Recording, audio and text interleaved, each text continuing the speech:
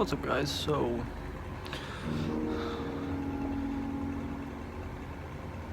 I am here with the man, the Manus Man, Shadow, Dr. Shadow, Cormac's Killer, Graduation Nightmare Killer, and Toby and Doc, and it got me thinking.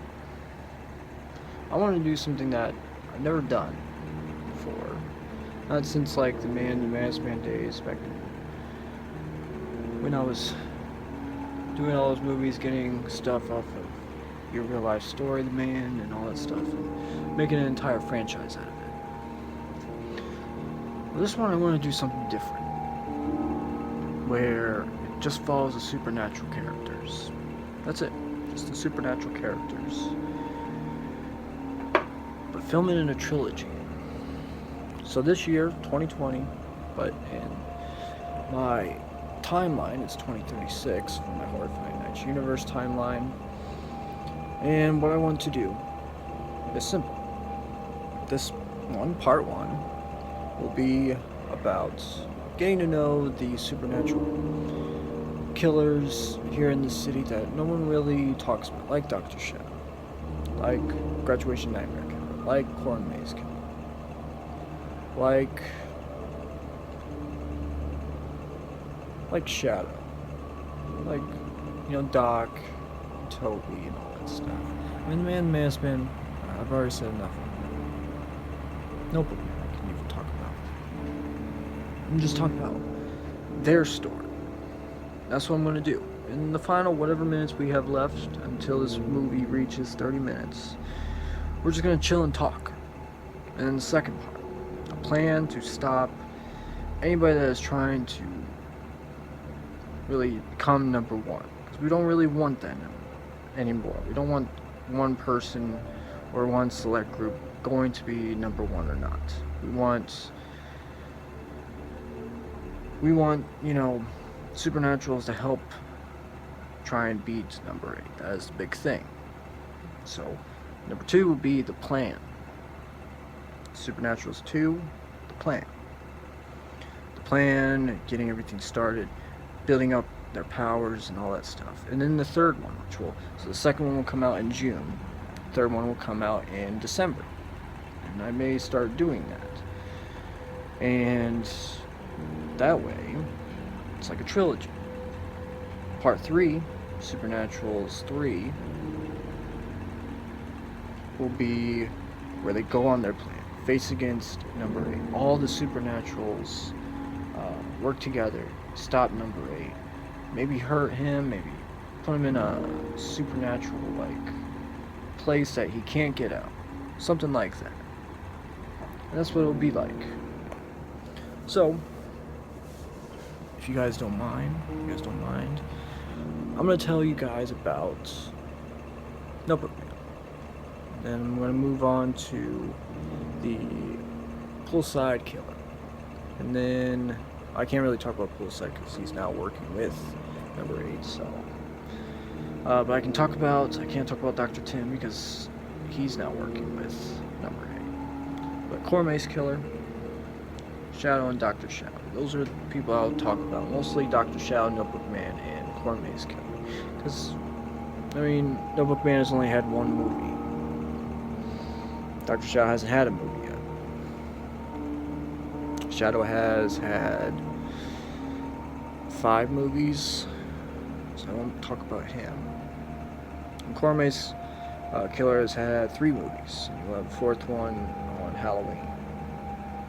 So, Notebook Man. So Notebook Man officially started his cult, his big bad cult, back in 1996.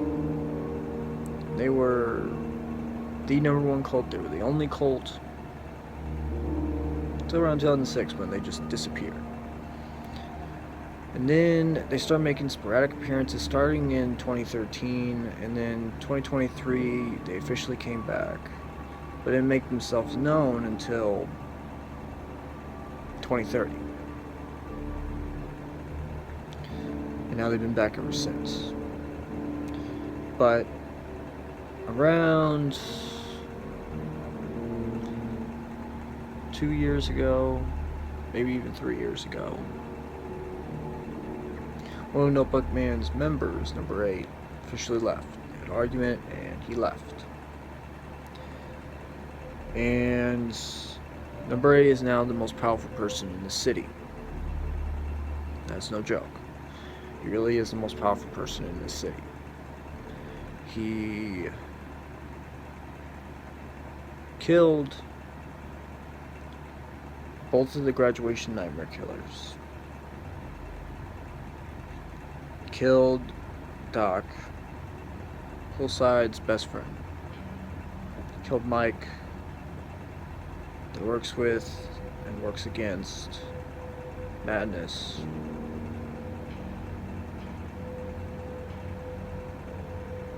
Then he killed Nick, which also works with Madness. And it's really sent this city back. And ever since the argument, number 8 has just done everything he can to make sure that Notebook Man's cult just not exists anymore. They really don't, because now they work with all of us.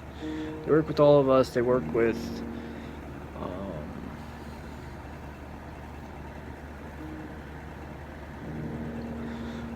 with all of us trying to work against number 8, and so far I'm trying to get this to line up. It's difficult as hell. But so far nothing's really working. It's only pissed him off even more. And then you have Notebook Man right now. He was in a coma for a year after losing to number 8. Now he's back. Now he's working with us. He is fully cult-like supernatural. There is a difference between a regular supernatural, urban legend supernatural, and then cult supernatural, and all that stuff. So now I'm going to talk about Corn Maze Killer. And I'm going to talk about, lastly, will be Dr. Shadow, which there's so much on him. That's why he's going to be last. And there will be a Dr. Shadow movie this year. So, yeah.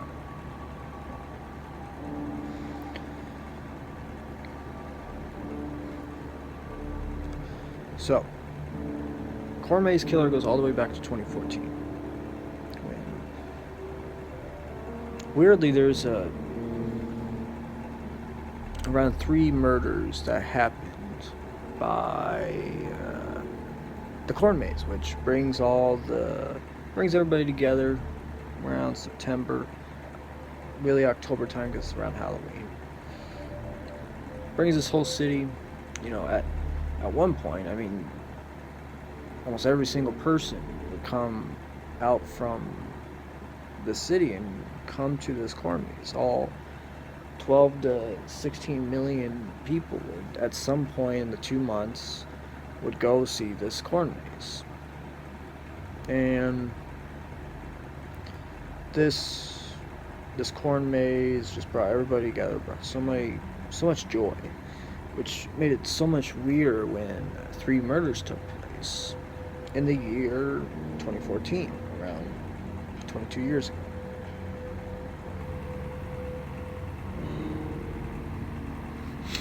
And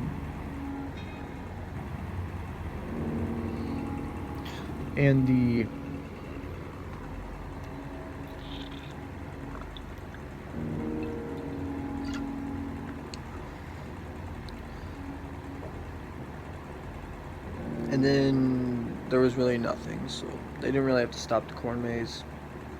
It was just weird. And still, when murders didn't really happen at the pace that it does now, whereas now it happens every single day. Back then, there would be some times where every other year there would be a murder. So, flash forward to fast forward to 2017, when there was 8 murders. And this guy named Brandon decided to do this found footage, documentary style film on a series of murders that's happening in his part of the city that he lives in, and that is this corn maze mystery. He decided to try and find out and solve this mystery. That's what he was trying to do. Try and solve this mystery. And he couldn't because he disappeared. And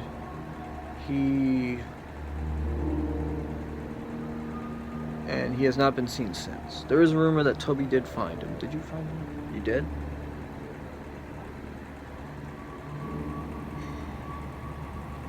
So Toby did find him. But the only way that they're going to revive him is turning him supernatural. That's it.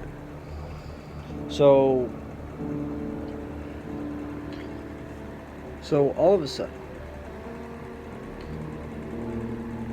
the very next year, 2018, happens again, 8 more murders. So Ryan, a fan of the first film, when he found out that it was real, he decided to move down here to Horrifying Nights, Indiana, because he lived up north and at the upper part of Indiana, and he decided to make a sequel to it, and he decided to film and go where Brand left off. At first he thought he found it, but he didn't. So then there was a stretch where nothing really happened. No murders at all, nothing really happened at all.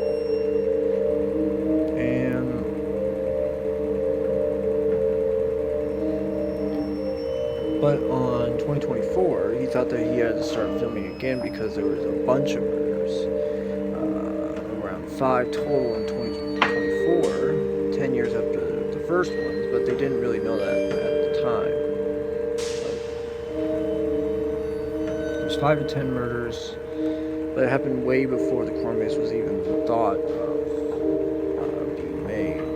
So he didn't really film. 2027, 10-year anniversary, what everyone thought was the actual 10-year anniversary. There's another 10 murders, but once again, they all happened before Halloween time, so he decided not to film. Then 2034 comes around.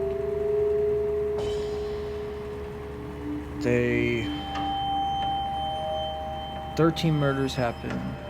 Actually, 14 murders happen. And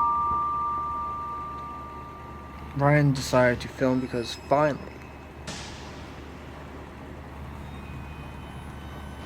finally, some of the murders are happening around Halloween time, so he decides to film. So he finds out that it is actually the 20th anniversary that year. It wasn't just 2037 that would have been the 20th anniversary. It was 2014 was the very first murder, so that would be the 20-year anniversary. So he decides, alright, I have to film now. So he decides to get information. He finds out who it is. He finds out, but he dies. So the killer is still walking. Problem is that when he did Corn Maze Mystery 3, the full movie was 45 minutes long. But around 8 to 10 minutes was cut out. So all of us assume that because the last 8 to 10 minutes were cut out, this means that this is when it was revealed who the killer was. And this also means that we still don't know who it is.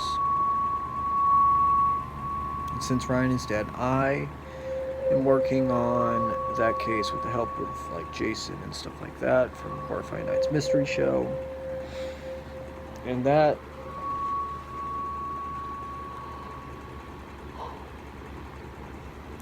was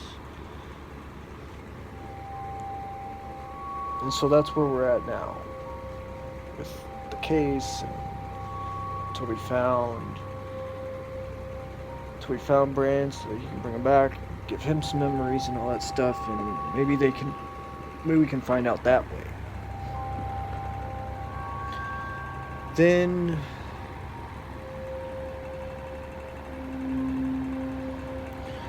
now Dr. Shadow. So we all know Shadow. He is the longest standing supernatural person in the city until we found out that Dr. Shadow is still alive, and he's the person that actually created all the liquids. So if you are new here, this is the first thing that you're watching. The liquids are basically what creates someone to be supernatural. Get like a syringe, put it in the system, the blue liquid turns them supernatural. If you kill them, they're next to blue, the blue liquid goes into their system. They are supernatural now. But there's many different liquids, many. With variations between them, some colors that combine together, all that stuff. So, Dr. Shadow had the idea in 1970. And he actually became supernatural in 1970. So he's been supernatural for 66 years now. And Shadow's been supernatural for 62 years. So those two are the two longest standing supernatural people in the entire city that are still alive. So Dr. Shadow was a chemist. He was a scientist who worked with all different types of chemicals and all that stuff, and he found that, hey, you can actually turn people supernatural if you want, but he kept it to himself. So after he graduated from Horrifying Nights University, he officially started, so he died, turned supernatural, and then started developing other types of liquids, like the red liquid, which will turn something into urban legend. So he put that into the ground, and basically he created these urban legends. And then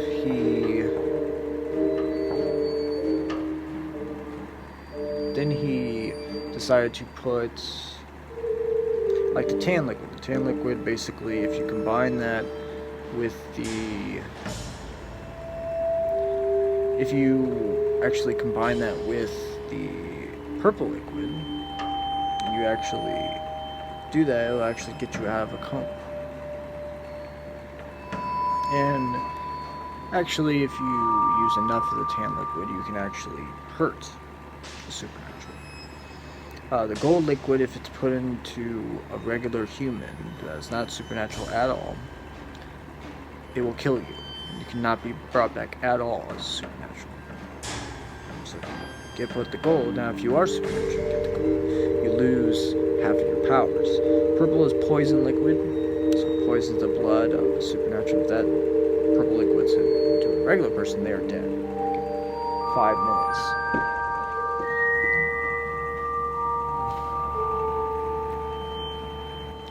So then you have all these other liquids, like the black liquid, which is for invisibility, the white liquid, which is for so the black liquid, if you put that in your system, you get cult-like powers. If you combine it with the black and the blue, cult-like powers. If you just use the black total, then you'll get a little bit of invisible, but you have to combine it with the white liquid as well. Gray liquid makes you invincible for around 20 minutes. And then there's a new liquid that they just created called the Dimension liquid, which is for the third dimension. Third dimension is like an alternate universe type of thing that is in this city. Then, but the gray liquid,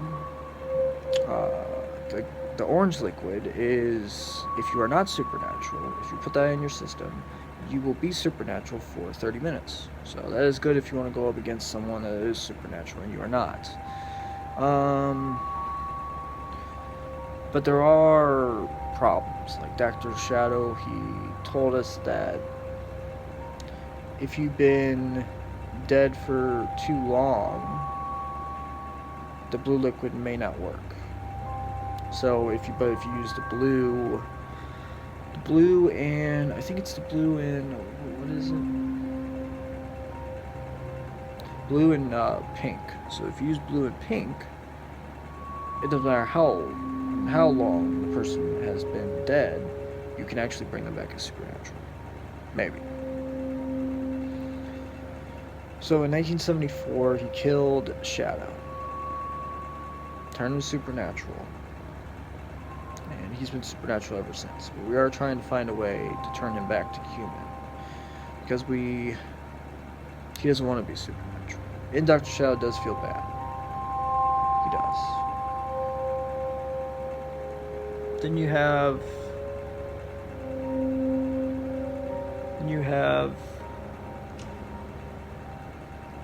then he disappeared for quite a long time, disappeared, and now he's officially back. He's been back for almost 2 years now, which is good, because we need all the help that we can get to go against number 8. And that is everybody. That is everybody. So I think for the remainder, how long is this? This is 22 minutes long. Okay. So this scene is 22 minutes long. I may just do this all one take. Maybe not. But now we're just gonna talk about maybe some plans that we're thinking about. So has anybody discovered anything new about number 8's cult? Any new things that are going on with his cult? Anything like that? Well,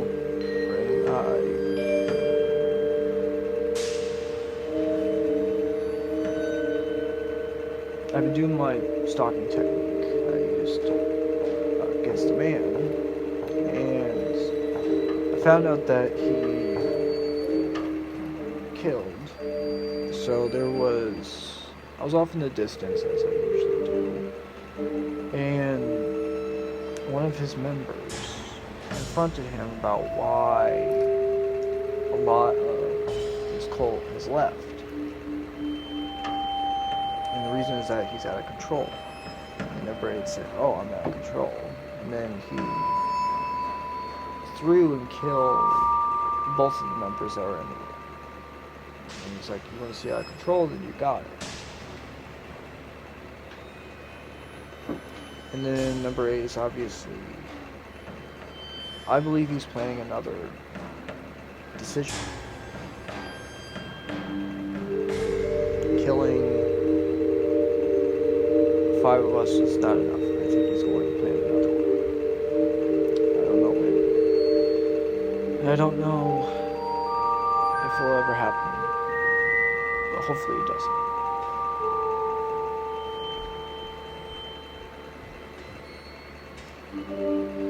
And then we now have 10 members from number 8's cult that he killed and then brought back to work with us. So if you guys don't know, you can now, like, the man has a supernatural army, Madness has a supernatural army, and they can actually kill people and then actually bring them back to actually work for them. And that's what we did with number 8's members, because there's no way that we would have been able, because number 8 can actually control them. But now that we have those 10, I have a feeling like there's going to be more members coming to us, and so we'll be able to build up our army just a little bit better, a little bit more, and all that stuff. And I think that That would be good.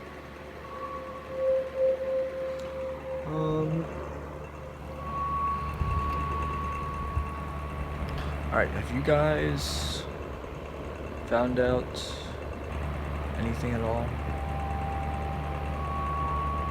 What about you, Dark Shadow? Well, I'm creating two liquids. I finished one, which is the dimension liquid. I finished, and I'm this close to finishing this number 8 liquid. So number 8 has so much black liquid in him that it's basically replaced the blue at this point. So it's almost impossible to ever do that. But I decided to combine 4 different liquids together. Very, very, very small, because if it's too much, it may overpower him. But a little bit of the purple, so it's a little bit of poison. And a little bit of orange, but the orange and the purple, if combined, will take away the supernatural, and may mostly do the poison. Then I put a little bit of the white, so turn him invisible a little bit. And then I did a little bit of the gold. That way it starts to slowly kill him. Slowly, it'll start to. There's ways that we can constantly put this in him. It can slowly kill him. Slowly. But hopefully that works. Because I really don't know what else to do against him and all that stuff, because here's the thing.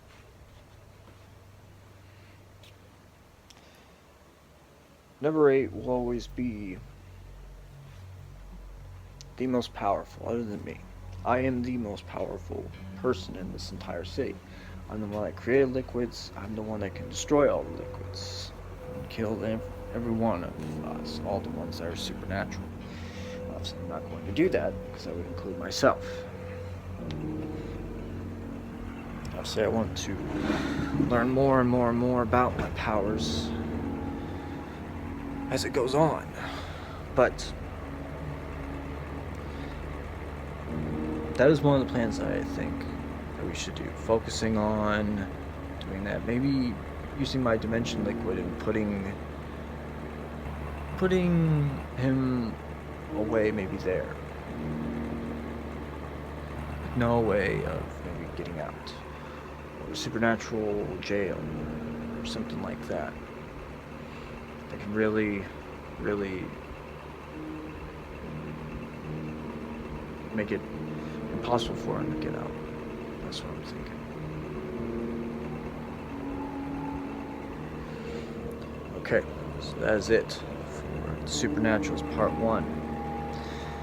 In June, which will be exactly 6 months from now, Supernaturals 2, the plan, will officially come out. We'll officially be that much closer to facing against number 8. So make sure to like and subscribe, and we will talk to you guys later.